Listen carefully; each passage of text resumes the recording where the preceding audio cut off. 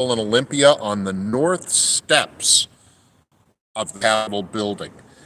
There's a lot going on. We are in the heat of the session in the legislature. Inside, we are on the floor almost all day, every day right now, hashing out the budgets and taxes and last-minute bills of the current legislative session.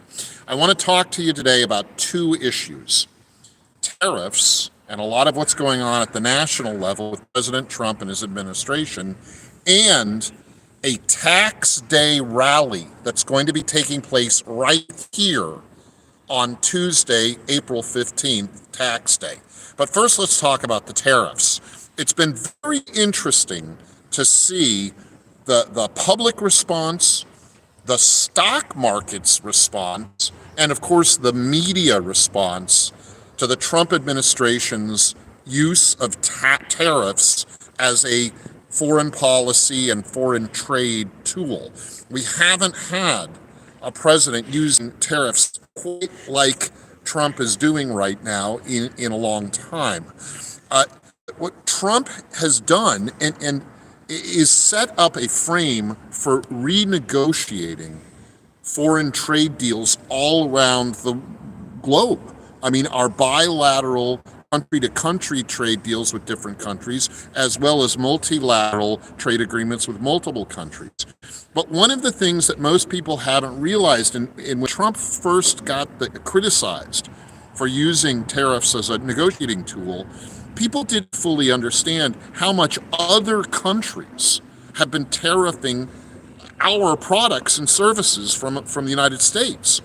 And a lot of what Trump did in his early stages with these tariffs was what they call reciprocal tariffs. It was in response, they were in response to tariffs that other countries have put on US-made goods or services.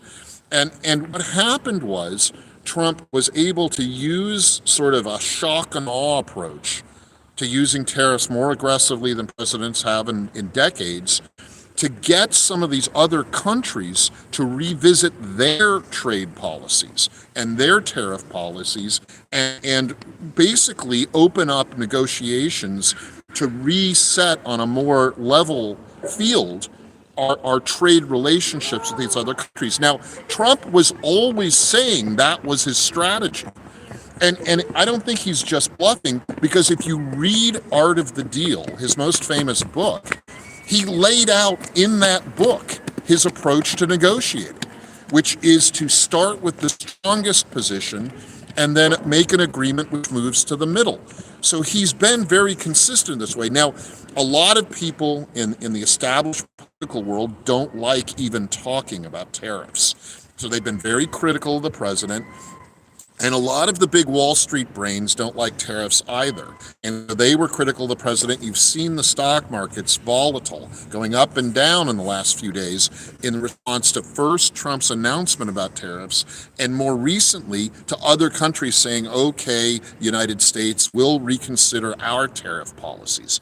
This is what he wanted to do. And now you're beginning to see the markets come back a little bit, although they are still volatile. I think when all is said and done, the purpose in Trump's actions is to make a more level playing field in foreign trade. And in the end, I think it'll be a healthier outcome for the economy, for local jobs, for jobs in the United States. But you know, you have to realize that there's a lot going on, and you have to be willing to withstand the negative response initially to get to the more positive outcomes.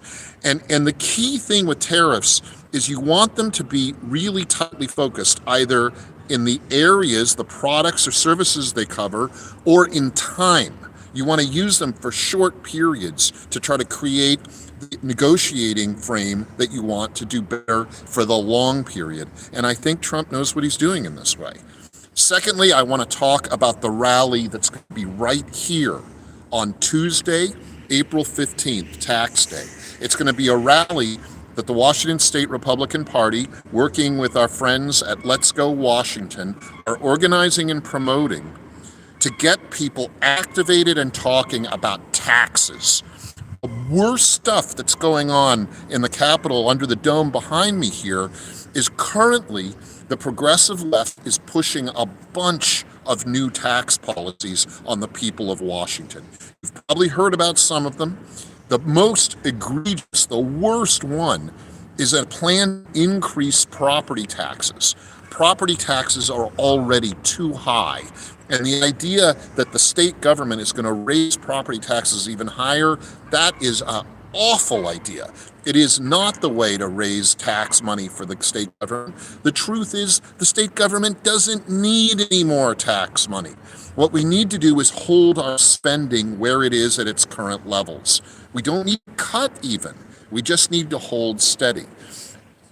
The progressive left behind me is doing a bunch of other things too. They're going to raise all kinds of business taxes. The business and occupation tax, B&O tax, that's our main business tax in the state, raise it across the board. They're going to raise a payroll tax that is based on a payroll tax that was done locally in the city of Seattle. That was a disaster for businesses in the city of Seattle. And the progressive left here is talking about expanding that statewide. A terrible idea. And remember, with payroll taxes, the progressive left will always say, well, the employers pay it. The workers don't pay it. That's not true. The employers end up deducting the payroll tax cost out of the wages and salaries they offer. And they're also promoting all kinds of other taxes that will just aren't common sense at all. They have a tax plan to raise taxes on cars that have good gas mileage, get high gas mileage. Those are cars, particularly hybrid cars like the Prius and the Leaf and some other hybrid electric gas cars that originally the progressive left is encouraging people to buy and drive. And now they're going to tax those cars higher than my F-150, which just runs on regular gas. So it's all nonsensical, and it's a mad rush to grab money. And so the rally here on Tuesday, April 15th, is going to be against the tax grabs going on here at the Capitol. Let's hold the line and hold taxes steady where they are. No need to raise taxes here in Washington State.